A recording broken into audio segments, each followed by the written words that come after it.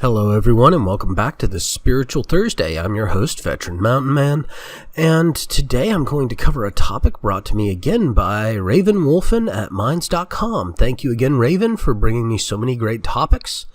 If you would like to recommend a topic, please comment down below or come visit me at Minds.com and leave your requested topic. You can also get me at Unapologetic Pagan, where all of my podcasts on paganry are serialized. It is the only station that gets my podcasts besides my own channels. Thank you all again for joining me. And the topic today is why so many female practitioners of paganry are pushed to the solitary end of the spectrum.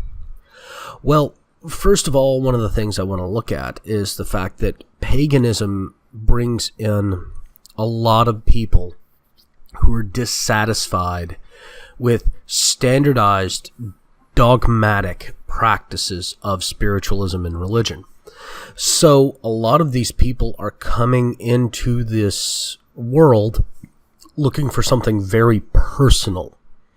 They don't feel that the church or the synagogue or the temple is giving them that personal spiritualism. And so they go looking for it. Now, another thing is there are always those creepy individuals in certain groups that just put people off. I mean, one example is the creepy older guy that's sitting there. He looks kind of predatory. You know, he's giving them the up and down and just generally being unwelcoming. I think that's a little less than most people think it really is, because there are far fewer men in pagan circles than there are women, realistically. I mean, almost every pagan event I attend here in Oregon is heavily female-weighted. I mean, we're talking 3-4 to 1 in some cases. And so when you're looking at it from that perspective, there are a lot more women in the community. And so there are, by definition, going to be a lot more solitary women than there are going to be solitary men. Now, that being said, I'm a solitary. I do have an ordination. I do perform weddings, funerals, and spiritual advising. But I don't practice with a coven because my practices are highly personal and I prefer to keep them to myself. Now, that's a third reason, is that people create an amalgam spirituality a lot of times from pagan practices. They don't practice a strictly Greek translation or a strictly Druidic translation or a strictly shamanistic translation. And while they may attend rather loose, informal venues, many of them don't want the stricter environment that a coven brings. And I've seen this even with female covens, all-female covens. A lot of people, specifically women, are intimidated by the act of giving up their free expression of their spirituality because paganism is so individual. And there are usually some women in the group that make them feel unwelcome. And it can be any number of reasons. It can be that the person is just a prickly personality, that their topics of conversation are creepy or off-putting. I mean, shoot, I've even heard women at pagan festivals sit down and talk about how much sex they've had since the last new moon. In front of everybody. That was kind of off-putting. I mean, even if it was little amounts, it's still off-putting that she's wanting to discuss that.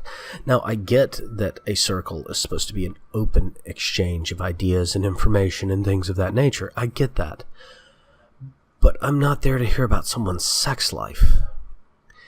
And so it tends to push me and quite a few of these women away. There's also the factor that a lot of these larger covens have questionable sexual practices going on amongst them. Some of the older women especially are very predatory at younger men or even younger women, and will try to coerce them into sexual practices that they may or may not feel comfortable with. and even young men I've seen this happen to. So I think that's where a lot of our issues come, is that we've got some very odd people amongst us, and we are very anti-unity in that we're individualistic. And then, of course, there's also some creep factor going on. However, I would recommend that if you find a good coven, to interact with them. And if you are not wanting to interact with any coven at all, well, hey, more power to you. There is no right or wrong answer in this situation. But make sure if you do join a coven, you join one that you feel eminently comfortable in. Because if you're not comfortable, it will not be a pleasant experience. Well, I want to thank you all again for joining me. Please remember to comment down below if you'd like to discuss this with me further, or if you have some ideas or input you'd like me to know about. Also, if you want to link articles, I'm always willing to read a new article on something. If you'd like to recommend a topic, remember, please comment. If you're catching me on YouTube or VidMe, please upvote and follow, or like and subscribe if you're enjoying the content, because that will keep me making more. Also, if you want to just interact with me on an individual level, you can come on over to Minds. There's a link down below. And you can interact with me on anything from politics to culture to religion to being prepared in your daily life, because I do a serial. Thank you all again, and have yourselves a beautiful Spiritual Thursday.